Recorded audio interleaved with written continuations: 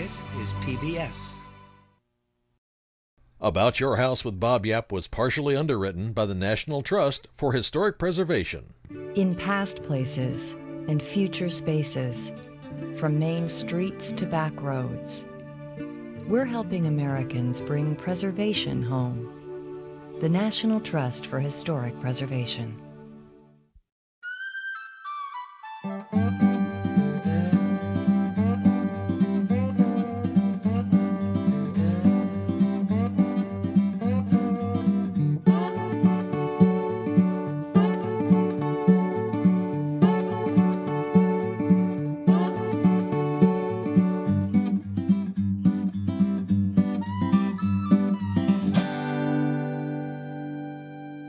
Welcome to today's program, and it's about your interior wall surfaces. And basically, what we're talking about is plaster. And that's what this is, plaster. In fact, this house is being renovated. Most of the plaster work's been done, and it is a great surface. The reason that I like plaster better than drywall is that it is more soundproof, it's harder, it's not as easy to nick up. But you know what? There's something more interesting about it. Plaster actually goes way back to prehistoric times when cavemen and cavewomen would take mud and plaster it all over the sides of their caves and do those cave drawings. Like when I was a kid, I used to read National Geographic and you'd see all these caves in France that they discovered. That was plastering in essence. And the Egyptians did it and the Greeks did it. Ancient times, prehistoric times, it's been around a long time. We're going to talk about all the different ways it was done and the ways that we can do it today and make it look like the old stuff, ways to fix it, well, you name it. In fact, why don't you come with me right now and take a look at a process called rock lath. I don't have any frustrations, none. Oh, hi, Michael. Michael's my cameraman. You chased me in here. I didn't know you were coming in here. What I want to show you, though, since I'm having fun breaking things out, you should have fun doing it, too. But wear a dust mask. It's important. Whew. Let me show you something here. Yeah, I get it. There it is. It's always a mess when you're trying to do this. We talked about three-coat plaster, okay? Well, take a look at this. This is kind of interesting. Here's the first coat. You can see that the little gray, we call that the brown coat, and then the real thin finish coat on this plaster. This isn't plaster at all. It's called rock lath. And if you look inside here, you can see that here's a piece of rock lath, here's a piece of rock lath. It was nailed onto the studs, and then the two coats of plaster were put over the top of it. It saves an entire step to doing plaster and lath. I tell you what, it's a big process doing that. Plus, the rock lath gives you a nice smooth surface to put the second two coats on. Works really well. Now, it's not quite as nice a surface as what you'd see on regular lath and plaster. It's a little bit rougher, and I suspect that this was done to put wallpaper over, but it still is a lot better than drywall. It's good stuff. Have fun. Busting out walls is my favorite thing to do. Ah, here's that bully in 4th grade.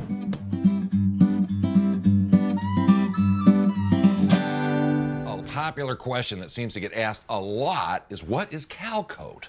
And a lot of builders use it for really high quality houses, but it's also something you can use in your old house. Well, here's a great example of what Cal Coat is. Now, my plasterer Joe put this together for me. Well, come on over here and let me show you something. It starts off with what looks like drywall. We call it blue board. It's a rough paper right over gypsum, right down here, just like you'd see on a regular piece of drywall. It's 1/2 inch thick. Then they take a piece of fiberglass tape and they staple it over the joint. Now, they don't have to mud it in like you would with drywall if you're taping drywall, which is kind of nice, so it goes fast. The first coat, it's all real plaster, no drywall mud at all, is what we call the brown coat. It's very thin, but it goes over nice and smooth, and by being a little bit rough, it gives us an incredibly wonderful finish coat, something to grab onto. This is put on, it's smooth, it's very hard. It is just about exactly like high quality lath and plaster. It's a lot better surface for any kind of a wall than drywall finishes would be. It works great. Do you have annoying cracks? Well, a lot of people do in their houses, and I get a lot of questions about that too. How do I fix a crack in the corner? That's where two walls meet. Well, let's take a look at what it looks like, and I'll show you how to fix it. It's kind of slick. Well, here's what a corner crack looks like. Now, two walls meeting each other into a corner, and this is hard plaster. And in an old house, over time, of course, things contract and expand and houses move a little bit. That's just the nature of building. The problem is if you go back in here with a hard plaster patch, it's going to get a crack again, and that's not what you want. So what we use is an acrylic siliconized latex caulk.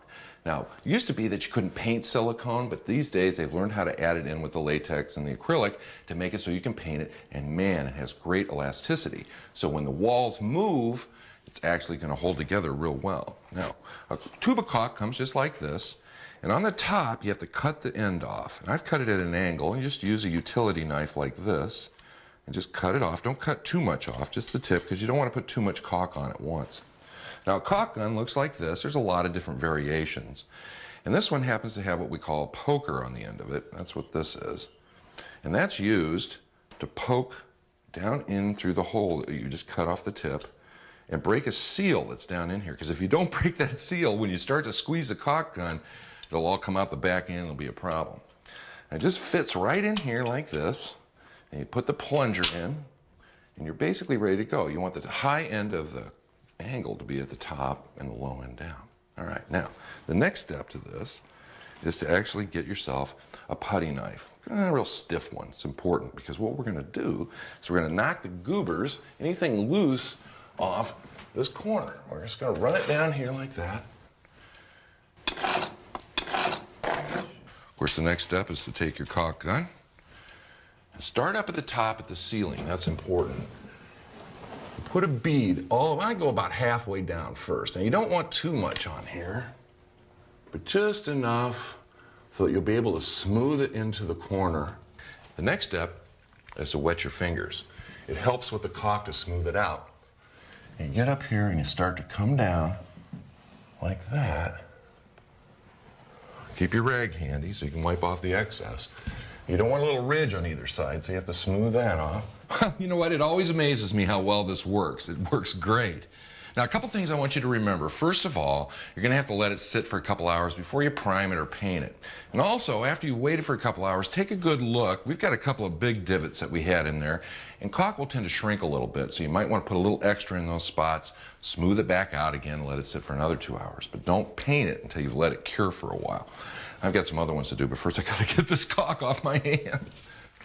Well, there's another type of crack in your wall, and that's out in the middle of a wall. And sometimes they're offset and they're big and huge, or sometimes they're just hairlines. Here's what one looks like and how exactly to fix it. No matter what kind of crack you have in a wall, use a church key. You ever seen one of those? And dig out the crack. You want to dig it under on both sides. And then you just take some of your patching plaster and fill it in there, smush it in nice and tight, come back and sand it, and it's done.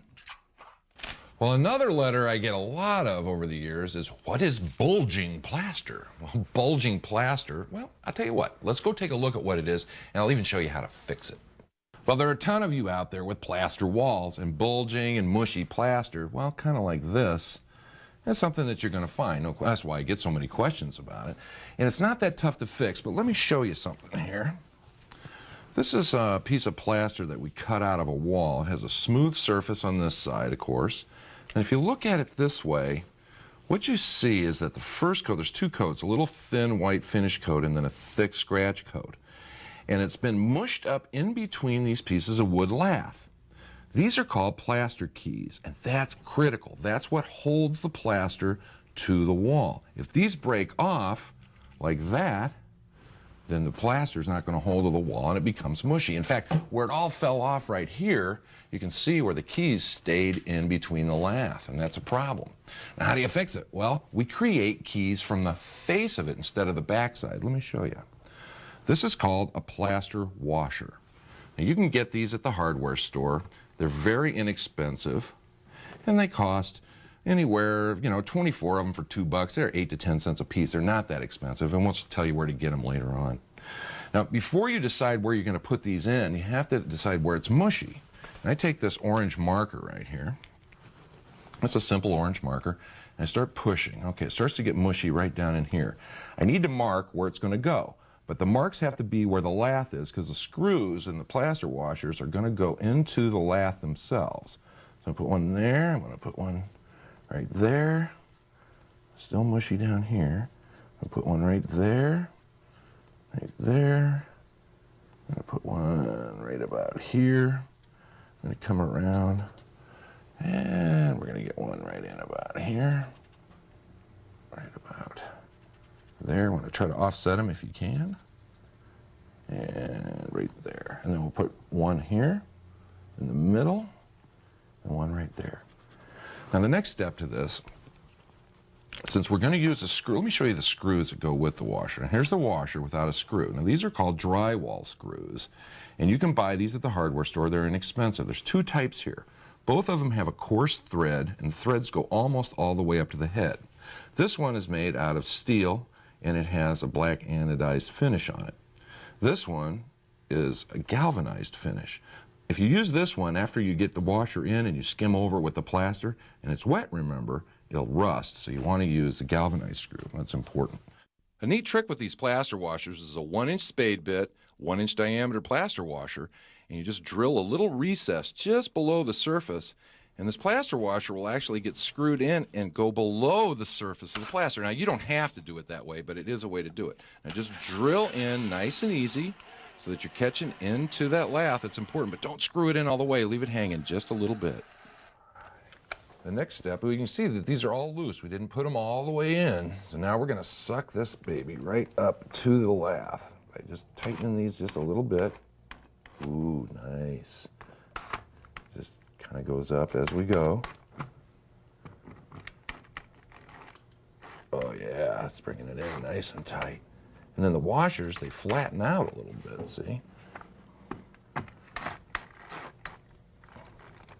And you might feel like some of them are stripping out a little. Oh yeah, that's good. I like that a lot.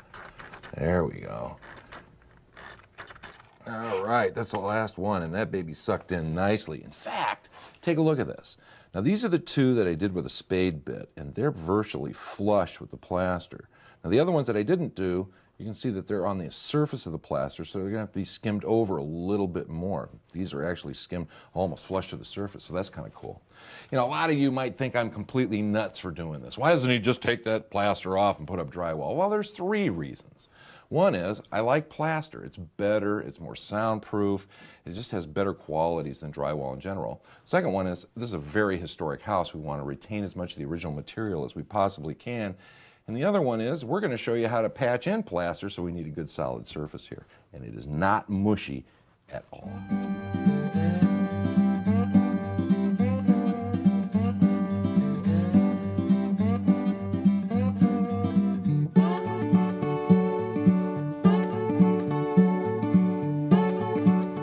You've all heard of dyeing arts. Well, plastering, traditional plastering, is a dyeing art. Now, a lot of people ask me questions, email, they ask me in faxes, they ask me in letters. I've got a big chunk of plaster that fell off my wall, and all that's left is the lath. What do I do? Well, traditional plastering is kind of a dying art, but I found somebody I've been using for a long time that knows how to do it. Here's what it looks like before it's fixed, and here's exactly how you can do it.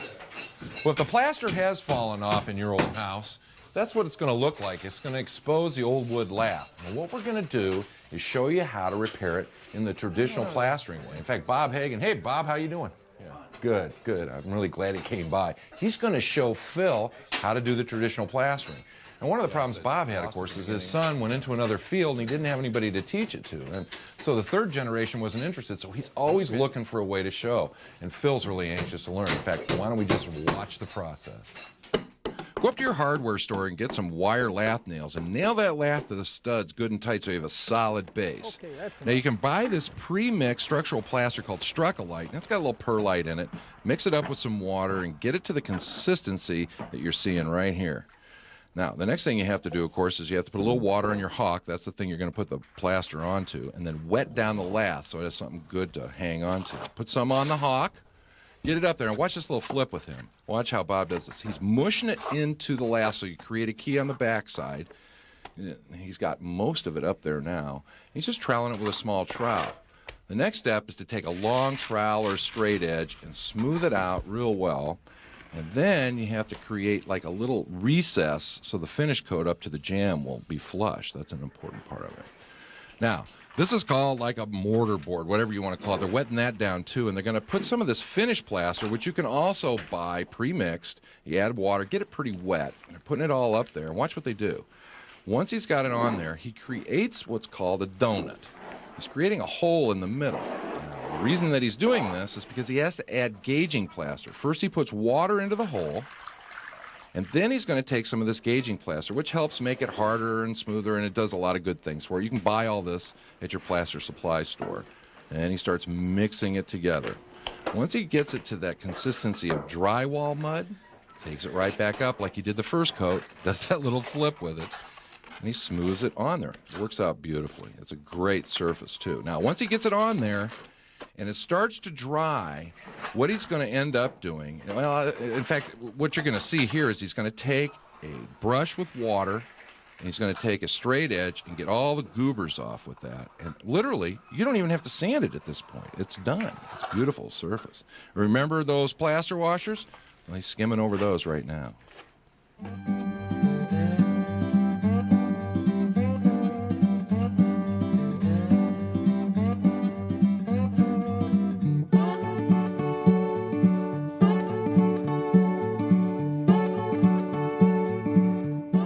Plaster repairing, one of the biggest things you're going to run into is wallpaper, old wallpaper on walls, and it can be a real pain.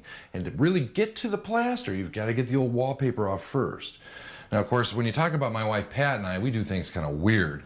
This wallpaper we left after the restoration of the house that we're living in because it's historic, and you can see this incredible border up here and all this really interesting pattern. We really like it a lot, and we're going to have it reproduced eventually, so we left this wall as evidence of the history of the wallpaper in this particular foyer up on the staircase.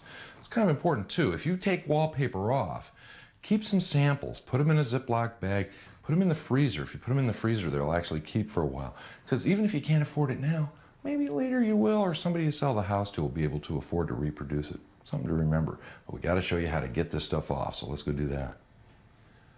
I'll tell you what's amazing about old wallpaper. Well, take a look at this. It's just a piece that we took off a test patch, one layer, but there's like 6 layers of paint on it. Now, in your house, you could have 20 layers of wallpaper, 5 layers, or just 1. And there's lots of different ways you can take it off, and that's what we're going to show you today. But you have to start off with some tools. That's what I've got here. Now, the one tool that really works the best for just about all wallpaper is this. It's a wallpaper scraper, and it actually has a razor blade knife on it right across there. And you can buy replacements for it because you want to keep it sharp. That's important. And some other basic tools are a good stiff scraper like this, and we keep it sharpened with a bastard file so that it's got a nice sharp edge on it there. In fact, it could cut you if you're not careful. A couple regular putty knives, and then this is a sander. It's just a hand sander, holds it like this, got a sanding screen on it. And here's a version of that for tall ceilings. We don't have that problem up here. It's got a swivel head on a pole, and it swivels all around like that. That's pretty neat, huh? What else do you need? Well, I'll tell you. This baby right here sprays water. It's got a big wand on it like this. I'm going to show you how to use that here in a little bit. But there's another version of that that's smaller right here. And this is just a regular spray bottle. This just has warm water in here too. Yeah, you can get some of these wallpaper stripper type chemicals and stuff, but warm water works miracles sometimes. Now, once you get all the wallpaper off, you're going to have to clean the glue off. Now, you can sand it if you want to, and then make sure you're using a dust mask like this. I always try to wear one whenever I'm sanding. Or you can take some TSP, mix it in with some water in a bucket like this with sponges and stuff, and that'll take a lot of the glue off as well. Now, rubber gloves, God, I hate these things, but the fact is that it keeps all the stuff off your hands, and you may want to decide to use it. Now, all this stuff is going to cost somewhere between $80 and $100. So less than $100, you can't beat that. That's a good deal, don't you think, Phil? I think it's a really good deal. Now listen, here's your tool. I love these things. This is the main tool we use. And I notice over here you've got a test patch going. Right. Now you've got it off in that spot. Now I see we have some plaster cracks, but that's why we're up here, to get the wallpaper off to do the plaster repairs. You're not doing this wet or with steam, are you? No, I like it dry. It's cleaner and it's pretty easy. Well, show us how it comes on. I just love this. Is that amazing or what? Now I'm going to go to the other side of the room and I'm going to show you how to use a steamer and how to use water in general. And I'll be back in a little bit, but take a look at what Phil's doing.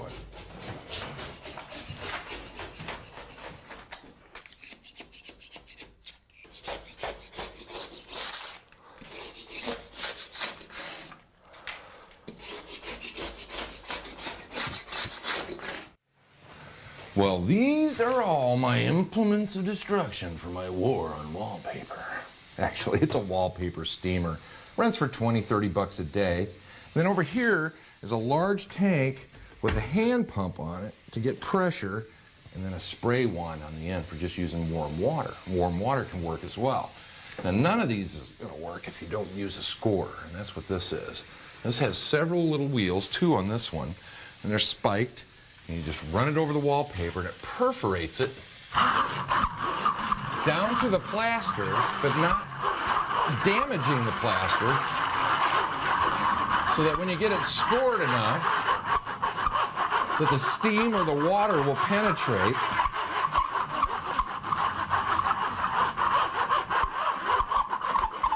Boy, that's an annoying sound, isn't it? It's like a chalkboard at school with my teacher, Mrs. Smith. She loved it when I did that. All right, now, the next step is to take the steamer out of your bucket. Remember your wallpaper scraper knife? We're going to set this right up on here and let it steam for a minute. I'm going to switch hands because I'm right-handed. Almost ambidextrous, but not quite. And now it's penetrating through all those little perforations.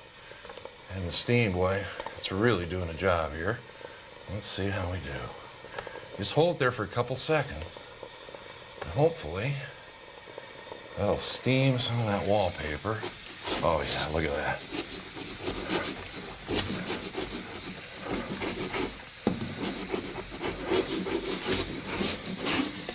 Oh yeah, that does a nice job, doesn't it? And be careful with these things. I tell you what, they'll make you sweat because it's a lot of steam. But they can take off a lot of wallpaper as well. And we were showing you before how to dry scrape it, but steam sometimes can be really the best way to go, especially if you have a lot of layers. Now, let's take a look at this. Again, this is that sprayer with the wand. We'll go in this area right here. And you just spray water on it. And it's going to get in through those little perforations.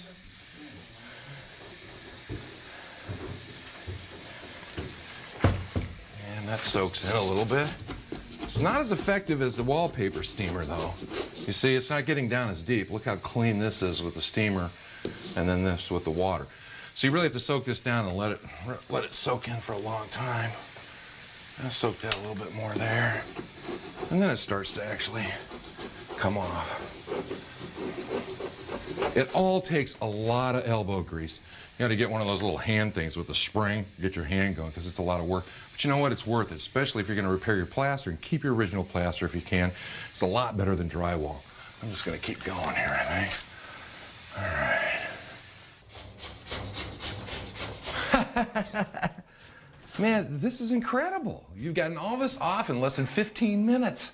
Who'd you have people up here helping you or what? No, all by myself. Well, the dry scraping sometimes works really well. Obviously, it worked great on this wall. I've got a little residue of paper here and there and some glue. So I thought ahead and I brought the bucket of TSP and water.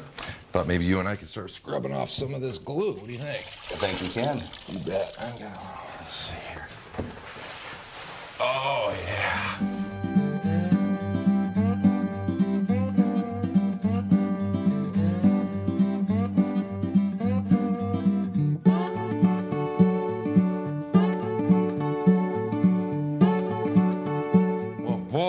Tell you what, I am plastered. I'm kidding. We've talked about a lot of different stuff today. I hope it gets you down the road to getting your plaster repaired and fixed. I know it's going to help me. I mean, I even learned some stuff at talking to all the old pros and everything. I love talking to old pros. They know a lot of stuff. I want to thank you for spending some time with me today. Until next time, I'm Bob Yapp, about your house.